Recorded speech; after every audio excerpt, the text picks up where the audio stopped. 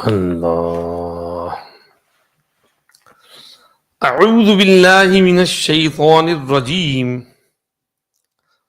I seek refuge in Allah from Shaitan, the wretched one. Bismillahir Rahmanir Rahim. I begin in the name of Allah, the compassionate, the most merciful. الذين يأكلون الربا لا يقومون إلا كما يقوم الذي يتخبطه الشيطان من المس. Those who devour usury, consume interest, eat it up,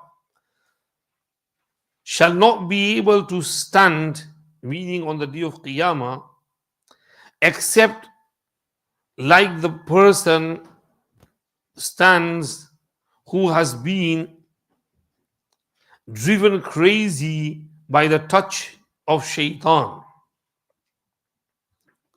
ذلك بأنهم قالوا إنما البيع مثل الربا. This is because they say,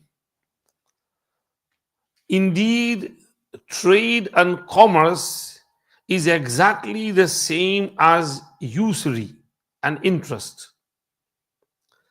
وَحَلَّ اللَّهُ الْبَيْعَ وَحَرَّمَ الرِّبَا. Whereas Allah has allowed trade and commerce and forbidden usury. فَمَنْ جَاءَهُ مَوْعِظَةٌ مِّن رَبِّهِ فَانْتَهَى فَلَهُ مَا سَلَفَ. Therefore, whosoever receives an admonition, nasiha, advice from his Rabb and desists, then he may keep what has passed. وَأَمْرُهُ إِلَى اللَّهِ. And his affair is with Allah. His matter is in the hands of Allah. وَمَنْ عَادَ فَأُولَٰئِكَ أَصْحَابُ النَّارِ هُمْ فِيهَا خَالِدُونَ. But whoever reverts to interest and usury, then such people shall be the inmates of the fire, therein they shall abide. يَمْحَقُ اللَّهُ الرِّبَا وَيُرْبِي الصَّدَقَاتِ. Allah destroys riba, obliterates usury. وَيُرْبِي الصَّدَقَاتِ. And He nourishes charity and increases it. وَاللَّهُ لَا يُحِبُّ كُلَّ كَفَّارٍ أَثِيمٍ. And Allah does not like any ingrate sinner. We are reading from verse number 275 of Surah Baqarah. Up to now, Allah subhanahu wa ta'ala has been mentioning the fawaid, virtues of sadaqat, khairat, spending in the path of Allah, almsgiving. Now, Allah subhanahu wa ta'ala is discussing the opposite of sadaqah khairat. In sadaqah khairat, you give generously to people. And the opposite of it is charging interest in which you take from people. So in sadaqah, you give to the poor people. And in interest, you take from the poor people. So by making a contrast between the two, Allah explains the beauty of one and the ugliness of the other. Sadaqat, khairat are beautiful. You give them wholeheartedly.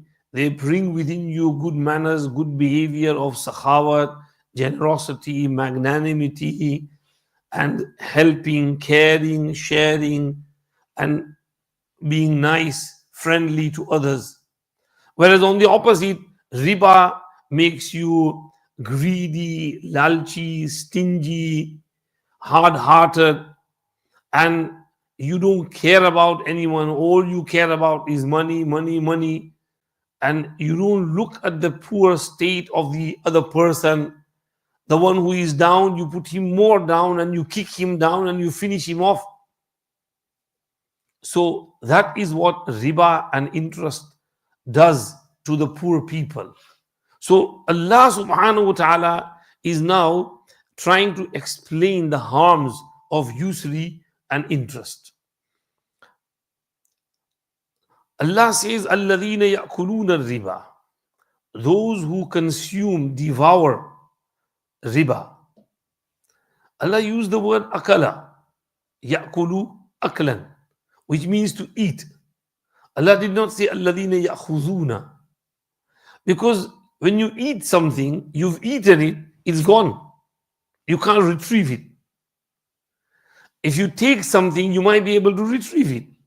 Now these people are eating interest, meaning there is no question of giving it back to the poor person. It's gone. They've devoured it. A stronger word from eating would be to devour. Khatam. Like a wild beast, a wolf devours the sheep, the goat, the kid, the lamb. Similarly, you devour the poor, innocent, naive person and you take everything away from him. Riba, raba yarbu means to increase. In Quran Sharif, Allah used the word وَأَخْذِهِمُ الرِّبَا وَقَدْ نُهُوا عَنْهُ وَمَا آتَيْتُم مِّن رِّبًا لِيَرْبُوَ فِي أَمْوَالِ النَّاسِ فَلَا يَرْبُو عِندَ اللَّهِ وَآوَيْنَاهُمَا إِلَى رَبْوَةٍ ذَاتِ قَرَارٍ وَمَعِينٍ. Rabwa means a hill. Land which is raised from the normal land is called rabwa, a hilly area.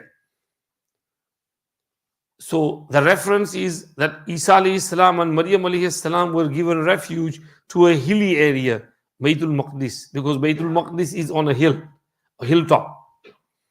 So something that increases above the norm is called raba yarbu, rabwan, to increase. Now, in usury and interest, you give, the rich man gives money to the poor person in order for his money to increase. So he gives out and lends people, borrows to people so that they give him back more in return. That's why it's called riba. Now, Hazrat Maulana Abdul Majid Sahab explains the Arabic word riba is only partially covered by English word usury, which in modern parlance signifies only an exorbitant and extortionate interest. The Arabic riba, on the other hand, means any addition, however slight, over and above the principal sum lent, and thus includes both usury and interest. In the language of modern socialism, interest is an unjustifiable tax on the laboring classes, the unpaid wage of the laborer. According to the socialist writers of today, money is lent by them who have abundance and returns to them to increase that abundance, the increase being the unpaid due of labor, which is the only source of wealth. The rich are thus made richer and the poor poorer by every fresh act of taking interest, and the stability of social organism is disturbed. This is very beautiful explanation of the word riba. So Allah subhanahu wa ta'ala is saying, الَّذِينَ يَأْكُلُونَ الرِّبَى. Allah is explaining riba from various angles. First, Allah subhanahu wa ta'ala said, those who devour and consume interest, لا يقومون إلا كما يقوم الذي يتخبطه الشيطان من المس, will not stand except like the standing of a person who has been driven crazy by the touch of shaitan or jinn.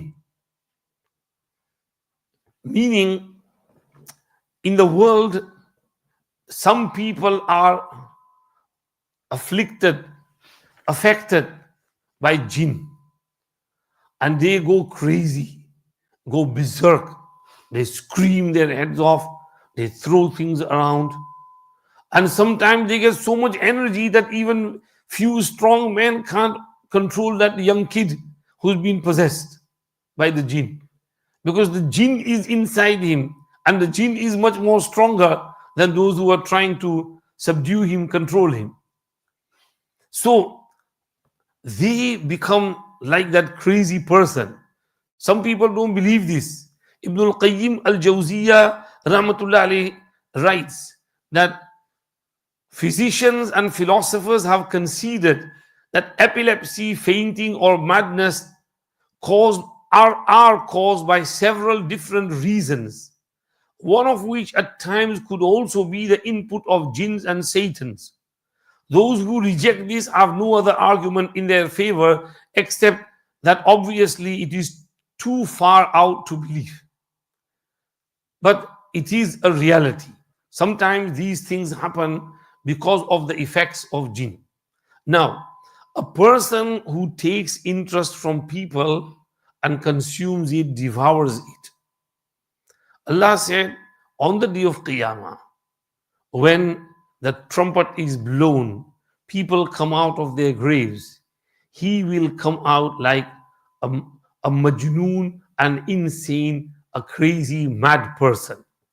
Ibn Kathir rahmatullah alayhi narrates over here, قال ابن عباس آكل الربا يبعث يوم القيامة مجنون يخنق.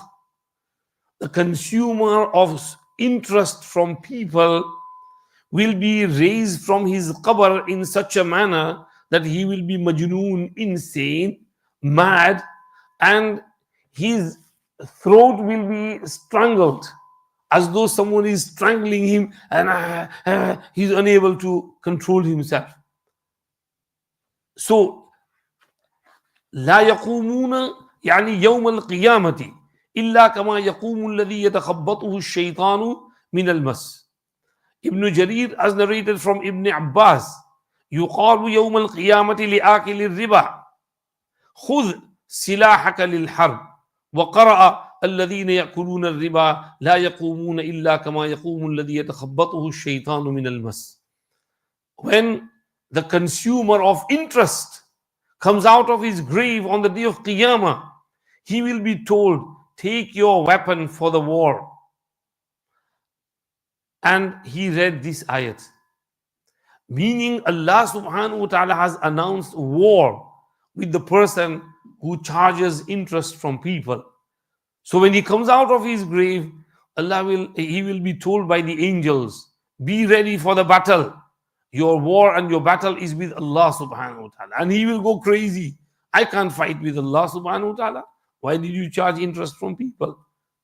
Now, if we look at interest and the punishment mentioned over here,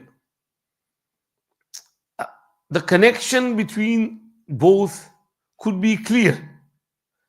When a person who's involved in riba and charges riba from people, he becomes senseless. He loses his sense. He doesn't realize the gravity of what he is doing. He's just mad about money, and he gets crazy. And he loves it. He loves counting people. He does that Pathani Ghurani. Pathan sood is heavy sood. If you don't pay the sood and interest of Pathan, he'll come with a danda and a Kalashnikov and rifle to your door. Paisa lao warna bhi shoot karta hu. And you have to pay no matter from where. This is called Pathani collection. Pathani Ghurani mashhoor hai muhavre mein. Bhai tu to Pathani Ghurani karta hai yaar. वो time to दे मेरे को घर आई. अगर time चाहिए तो पैसे बढ़ाओ. If you want more time, you have to increase the interest.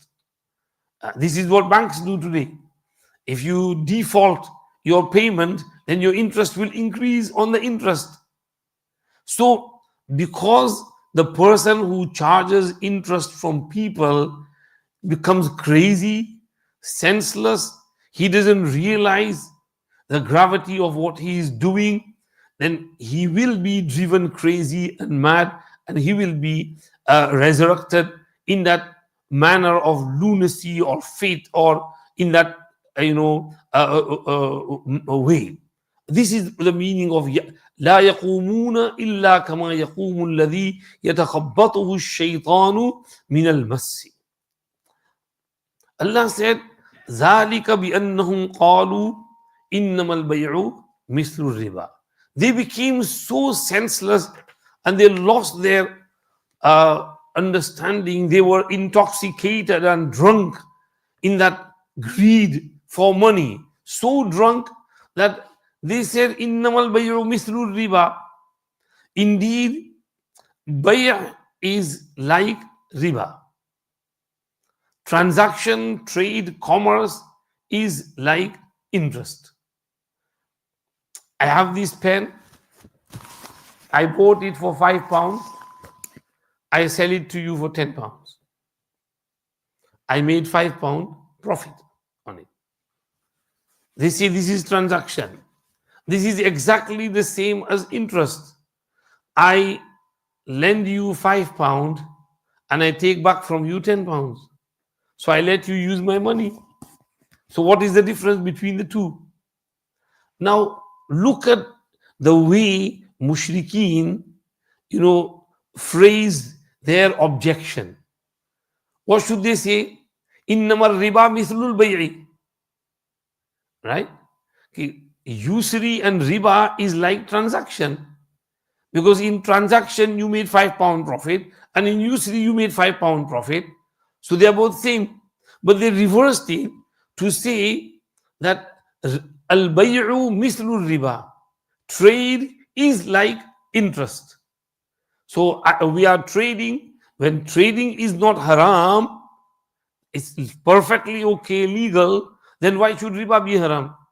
There is no difference between the two. Their mind is so deeply engrossed into riba and usury that they fail to understand the difference between transaction and between riba and usury. So this objection which they had made, that bay' is like riba, whereas there is a clear difference between the two. Allah subhanahu wa ta'ala did not mention the difference in a hakimana way. He used the hakimana way, the authoritative way.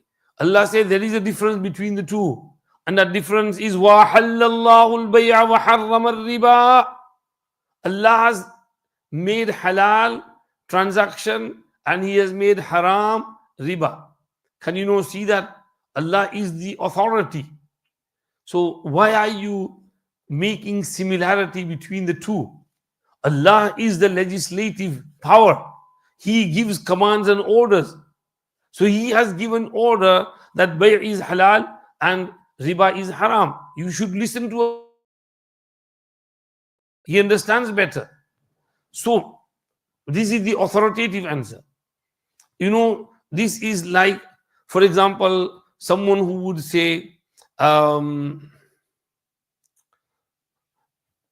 wife is like sister. Why is wife halal and sister haram? Or someone who would say, goat is like a dog. Why is goat halal and dog haram? The answer is, but Allah made one halal and Allah made the other haram. Allah has the authority. He gives orders. So listen to Allah subhanahu wa ta'ala. Don't use your own analogy. Over here as well, Allah has made transaction halal. Allah has made riba haram. So take bay' as halal and riba as haram. Now, there is difference between the two. Hakimana answer can be given as well. But sometimes Allah does not give Hakimana answer. He gives Hakimana answer. Hakimana answer could be given here, that in the transaction, On one side is money, gold, silver, pound, dollar, currency. And on the other side is a commodity, a pen, attar, cloth, whatever, fruit, vegetable, food, anything that you can use. Now, Imam Ghazali Rahmatullah alayhi has said that gold and silver are just two metals. They are not maqsood bizat. They are wasila to something which is maqsood bizat. Let me explain a little bit more. In the world, we have different people doing different things. The farmer farms and harvests. The cloth maker in the factory makes cloth and produces lots of clothes. The woodworker makes lots of things from wood craftsmen. The metal blacksmith, he makes many things from metal. Now, the farmer doesn't eat all the harvest, the wheat and the rice which he harvests. And the cloth merchant, he doesn't use all the cloth. And the wood carpenter, he doesn't use all the wood. The steel, he doesn't use all the steel. Now, the one is in need of the other. The farmer needs clothes. The one who has clothes needs some wardrobes and sofa and bed. And the other needs some steel and metal. Now, they can't exchange, the farmer can't exchange his harvest directly for cloth, and the cloth cannot be directly exchanged for wood or steel. There needs to be something in the middle. And that middle thing is the two metals, gold and silver. This has been given a value. Now, the farmer will sell his produce to people in exchange for gold and silver. And with that gold and silver, he will buy the cloth. And the cloth merchant will take that gold and silver, and with it, he will buy the wooden furniture which he needs for his house. And the person, the carpenter, needs some metal work done, he will go to the blacksmith, and with that money, he will get from the blacksmith. So, this gold and silver is not the main aim and maqsood bizat. Gold and silver is only a means of gaining what you need and fulfilling your needs. Now, they cannot be made the main aim and goal and maqsood bizat. You cannot make them such that you profit from them. You can profit from the stuff. Like the harvest cost the farmer 1,000 pounds. But he needs to make profit on it so that he can make more harvest and farm more in the following year. So he will sell that harvest which cost him 1,000 for 2,000. So with that 2,000, another extra 1,000, he can use it. Same with the cloth merchant. They need to make profits so that they can use it for further stuff. Now, this money, metal, gold and silver is merely a wasila and means to get to those things. Now, if you start exchanging gold for gold, silver for silver, currency for currency, and make it maqsood bizat and start making profit from there, then this will be wrong. Because if I lend you 10 pounds and I take from you 20 pounds, then that 10 pound extra which I took is not in comparison to anything else. It's only money for money. I took 10 pounds for the 10 pounds I gave you, but the 10 pound extra is not in line with anything else. It's just additional money. It's become maqsood bizat. And this, when you make the money, gold and silver, bi'aynihi, your aim and your goal, it brings lots of internal sicknesses and diseases in you of greed and stinginess and haughtiness and whatever. So, Shariat has made restrictions on this. If you exchange gold for gold, silver for silver, currency for currency, it has to be exact same, and it has to be hand in hand. You can't defer the payments either. It has to be hand in hand, cash.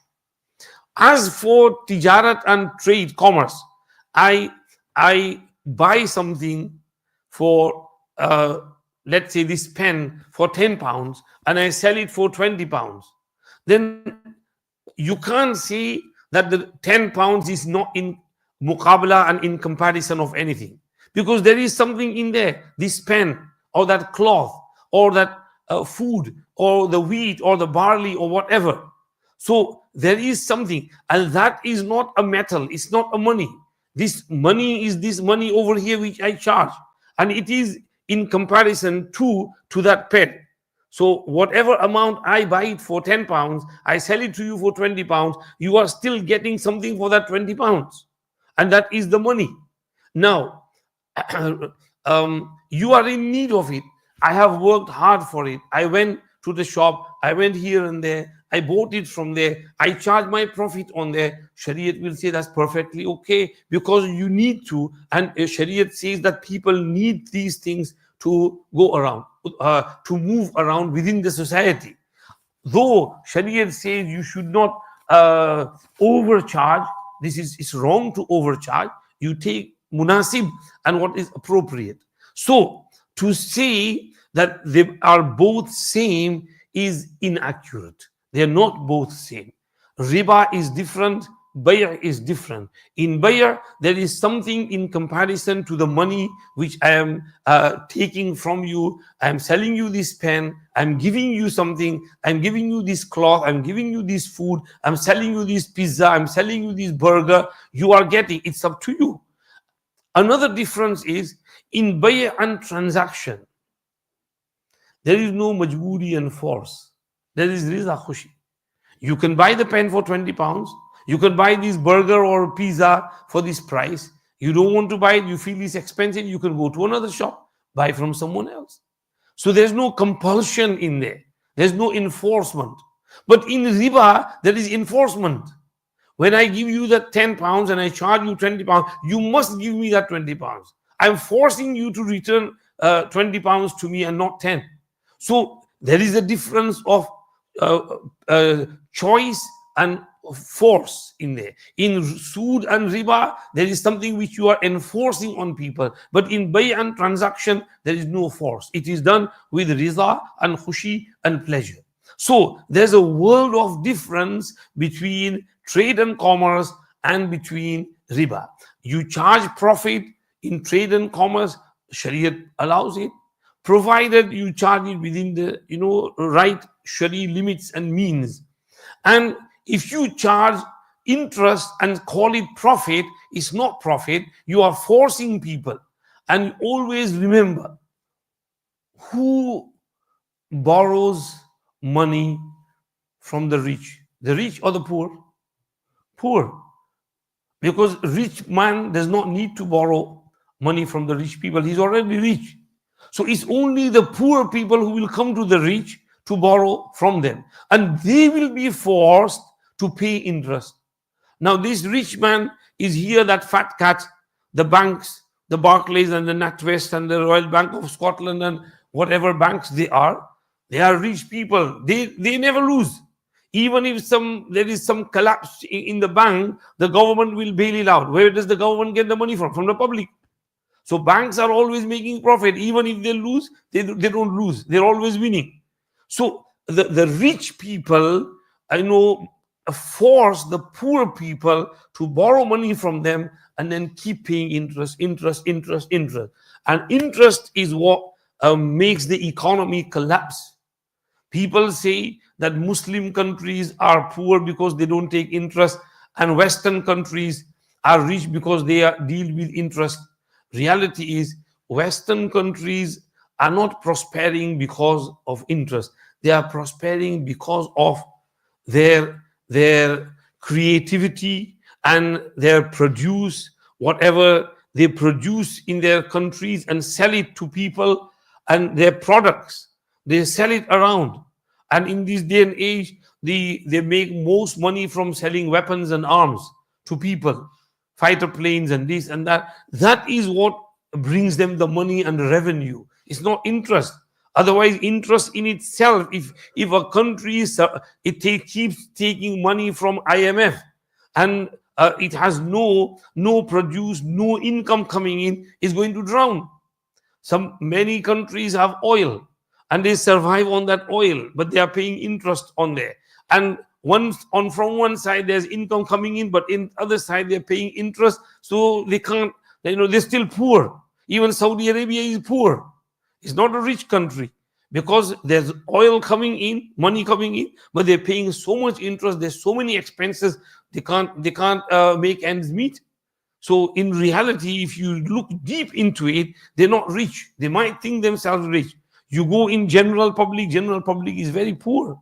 There's so many poor people in Medina Sharif, yateems, orphans, and widows, and many charities are working there to support the poor of Medina Sharif. So sood and interest does not let a society flourish.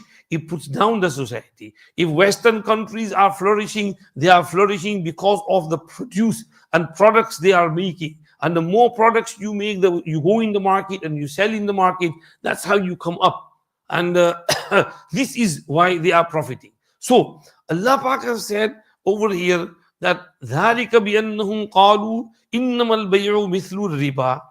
They will be punished by getting up on the day of Qiyamah in that crazy manner, because they reversed everything and they said that bay'ah and transaction, trade, commerce is like usury. They're both same. There's no difference between the two. That is why Allah will punish them in that manner. Open that door so fresh air comes in, and that one as well. Stop it. Then Allah said, فَمَنْ جَاءَهُ مَوْعِظَةٌ مِّنْ رَبِّهِ فَانْتَهَا فَلَهُ مَا سَلَفَ. Let me read this from Hazrat Maulana Abdul Majid Sahib. Hazrat Maulana writes, there is a world of difference between the two. The author of all laws, physical as well as moral, has allowed the one and disallowed the other. What greater difference could there conceivably be between any two things in the world? The one was comparable to light, the other to darkness. Money lending, it has truly been remarked, is neither a profession nor a trade. It is not a profession since it calls for no special education or technical knowledge. It is not a trade since there is no sale of any kind in it. समझ में आ गया ना? फिर से पढ़ लो. Money lending, it has truly been remarked, is neither a profession nor is it a trade. It is not a profession like you can say engineer, plumber, electrician. It's not a profession because it does not call for any special education or technical knowledge. You don't need to have any education or technical knowledge to lend money. So it's not a profession. And it is not a trade since there is no sale of any kind in it. When you give money, you give £1,000, you take £2,000, you give mortgage 100,000 and you take from them 150,000. So it's not a trade because there is no sale of any kind in it. It is an occupation, and one of the dirtiest occupations, since it takes mean advantage of human distress and thrives on it.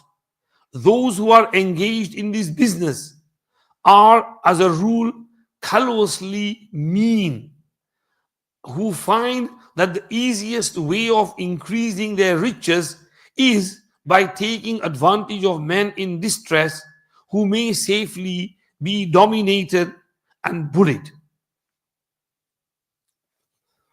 Once this person came, in that room, he did some work and he had to pay him and things like that. Afterwards, we were just talking, and he was talking about banks. And he must have had some payments to make or something. And I said, these banks, their example is like they will offer you umbrella when there's sunshine.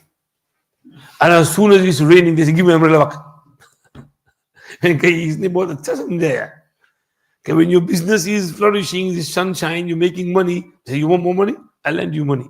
But as soon as you are into some trouble or something and they realize that this person is in trouble, they say, give us our money back. That's the behavior of the banks. So never take interest. Soodi muamalat, even mortgage bhi nahi lene ka. Avoid mortgage, whatever type of halal mortgage bhi nahi lene ka. halal mortgage में भी problem है. Rent में रहो, family friends से बोरो करो, छोटा सा मकान ले लो, 2 up 2 down, बड़ा मेंशन लेने की जरूरत नहीं है, बाद में बयान करेंगे. Hazrat also explains over here, وَأَحَلَّ اللَّهُ الْبَيْعَ وَحَرَّمَ الرِّبَى. Allah subhanahu wa ta'ala has allowed trade and he has forbidden usury. Hazrat also writes, the devastating propensities of usury are visible to every eye. The evils attendant on it are neither few nor far between. The callousness it engenders, the profligacy it lets loose, the greed it encourages, the jealousy it breeds, the misery it entails, the abjectness it inculcates, and so on. Yet it is Islam alone that has the unique distinction of declaring this pernicious practice illegal, absolutely and unconditionally. Greece and Rome both groaned heavily under its yoke, but none of their legislators, like the economists of modern Europe, thought of banning usury altogether. In Greece, the bulk of the population became gradually indebted to the rich to such an extent that they were practically slaves, and usury had given all the power of the state to a small plutocracy. The Romans fared still worse. The attempt to regulate the rate of interest utterly failed. In the course of 2 or 3 centuries, the small free farmers were utterly destroyed. By the pressure of war and taxes, they were all driven into debt, and debt ended practically, if not technically, in slavery. With all these horrors experienced and patiently borne, nobody ventured to eradicate the evil root and branch. The utmost that a Solon among the ancients or a Bacon among the moderns could advise was to grind the tooth of usury that it bite not too much. That is to say, to regulate its rate without attaching the slightest moral taint to the usurer. The Bible went, no doubt, in many steps further, in as much as it forbade the advance of usurious loans to the Israelites. Exhibit 22, 25, DT 23, 19. But even in biblical prohibition did not include usurious loans to the non-Israelites. It is the Holy Quran which, to its everlasting glory, has forbidden usury in all its forms categorically. देखा ना बहुत अच्छा वाज़े कर दिया. So interest usury has been going on for centuries and millenniums. Even the Romans and the Greeks, in the height of their civilization, they used to charge usury and interest. Qurtubi Rahmatullah has written that usury has been forbidden in all religions. Even in Tawrat and Zabur and Injil, it's written that usury and riba is haram. Allah said in the Quran, in the 6th Sipara, 2nd Ruku, 2nd page, وَأَخْذِهِمُ الرِّبَا وَقَدْ نُهُوا عَنْهُ. The Jews were cursed because of their charging of interest when they were forbidden to do so. So in Torah, they are forbidden to take interest, but they're still charging interest. So Quran is saying interest, khatam, finish it off. Allah Pak has said, وَأَحَلَّ اللَّهُ الْبَيْعَ وَحَرَّمَ الرِّبَى. All forms of interest are haram. Then, after explaining this, the wa'id and the warnings about interest, we will read them later on. Ibn Kathir has narrated over here one hadith from the authority of authority of Ibn Abi Hatim and Musnad Ahmad. Nabi Kareem sallallahu alayhi wasallam said, "Ataytu laylata usriya bi ala qawmin butunuhum kal buyut fiha al hayyat tajri min khariji butunihim faqultu man haula'i ya Jibril qala haula'i akalatur riba." Shab-e Mi'raj is coming. We are in the month of Rajab.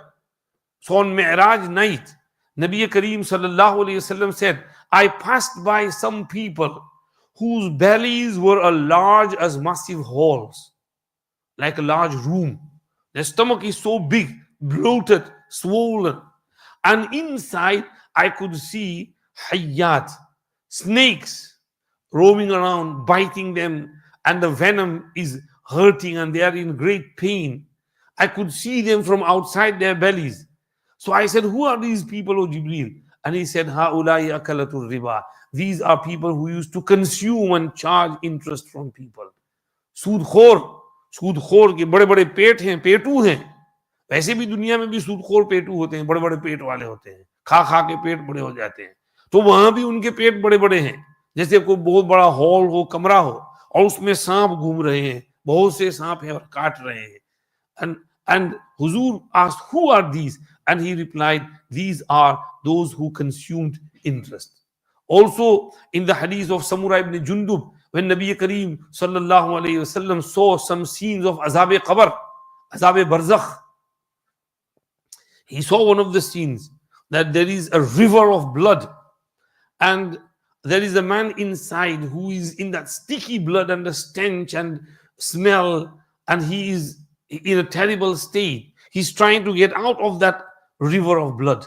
But on this river bank, there is a man who has some stones by his side. As soon as he gets to the edge of the river, he throws one stone on him and hits his chest, and he goes back into the river. And every time he tries to come back, this happens. Huzur asked Hazrat Jibreel alayhi salam about the meaning of this, and he said, this is a person who used to charge interest, who used to take interest from people. And all that blood, the river of blood, is the interest, the blood he sucked from people.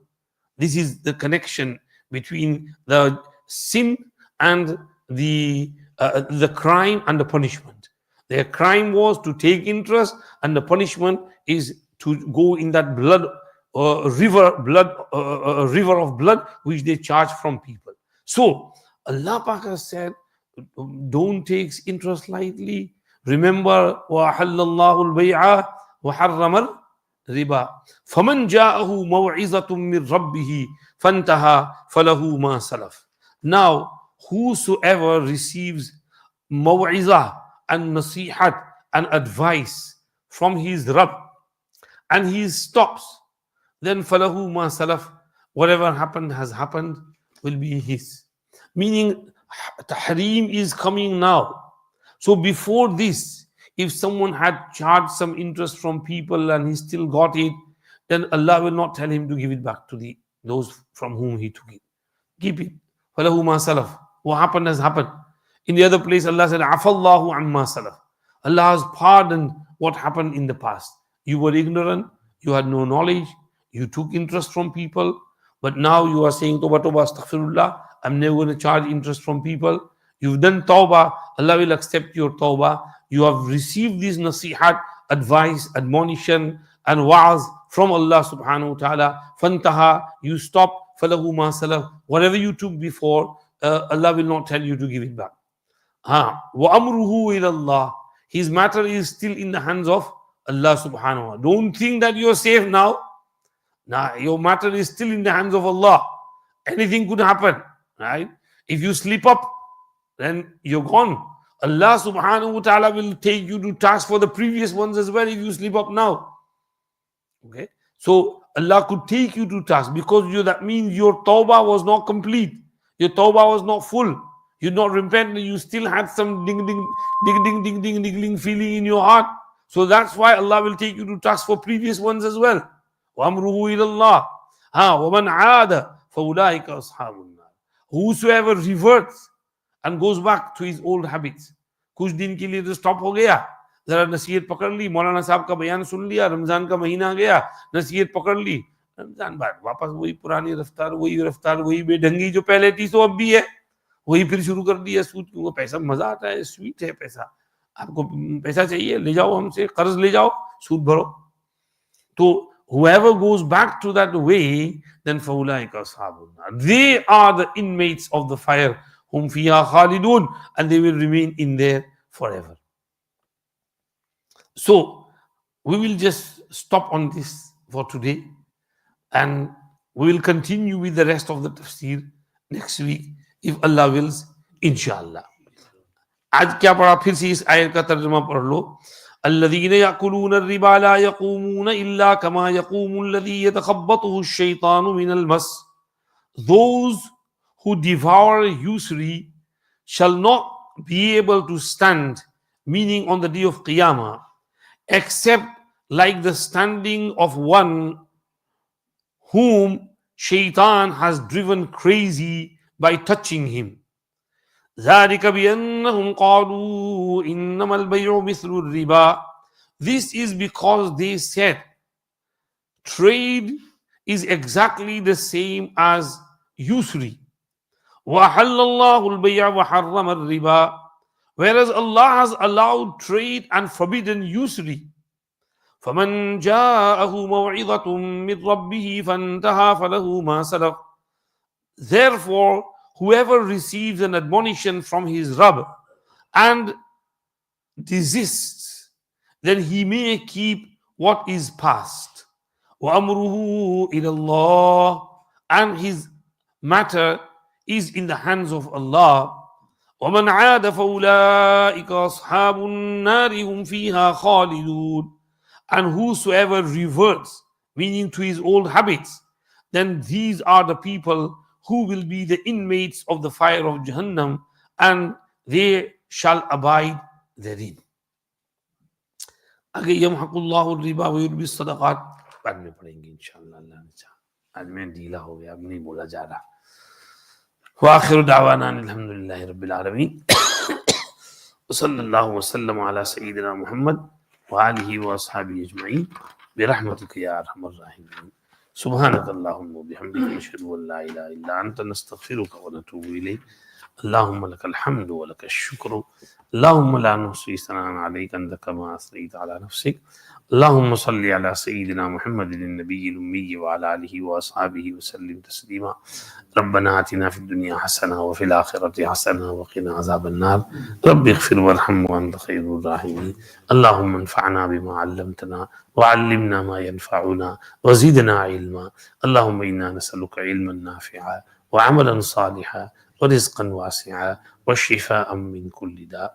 اللهم فقهنا في الدين وعلمنا التفسير والتأويل या रहमर राहिमीन. कुरान पाक को पढ़ने, समझने, उस पर अमल करने की तौफीक अता फरमाइए. आज का जो सबक पढ़ा उसको सही तरह से समझाइए, हमारे दिल में बिठाइए.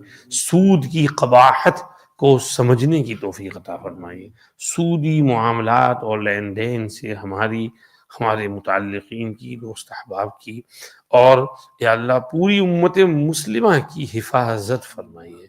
या अल्लाह सूदी लेन देन से बचाइए, सूद पर मकान खरीदने से बचाइए. या अल्लाह क्रेडिट पर फर्नीचर खरीदने से बचाइए. या अल्लाह HP परचेस और क्रेडिट कार्ड परचेस से हिफाजत फरमाइए. और अल्लाह हक हलाल के कमाए हुए पैसों को सूद में ज़ाया करने और गुनाह भी अपने सर पर लेने से हमारी हिफाजत फरमाइए. हमारी टूटी फूटी दुआएं सुन लीजिए. रब्बना तक़ब्बल मिन्ना इन्नका अंतस समीउल अलीम व तुब अलैना इन्नका अंतत तव्वाबुर रहीम. सल्लल्लाहु व सल्लिम अला सय्यिदिना मुहम्मद व आलिहि व सहाबिहि अजमईन बिरहमतिका.